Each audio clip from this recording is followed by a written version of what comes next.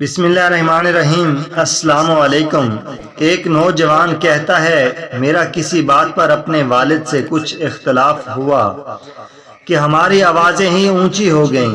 میرے ہاتھ میں کچھ درسی کاغذات تھے جو میں نے غصے میں ان کے سامنے میز پر پٹکے اور دروازہ دھڑام سے بند کرتے ہوئے اپنے کمرے میں آ گیا۔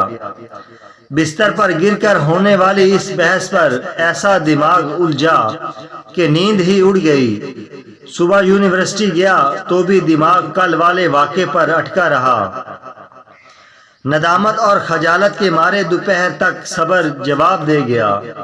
میں نے موبائل نکالا اور اپنے ابا جی کو یوں پیغام بھیجا، میں نے کہاوت سن رکھی ہے کہ پاؤں کا تلوا پاؤں کے اوپر کے حصے سے زیادہ نرم ہوتا ہے۔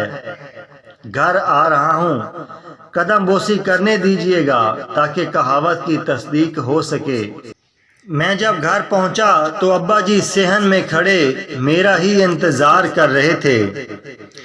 اپنی نمناک آنکھوں سے مجھے گلے سے لگایا اور کہا، قدم بوسی کی تو میں تمہیں اجازت نہیں دیتا، تاہم کہاوت بالکل سچی ہے، کیونکہ جب تم چھوٹے سے تھے تو میں خود جب تیرے پاؤں چوما کرتا تھا تو مجھے پاؤں کے تلوے اوپر والے حصے سے زیادہ نرم لگا کرتے تھے۔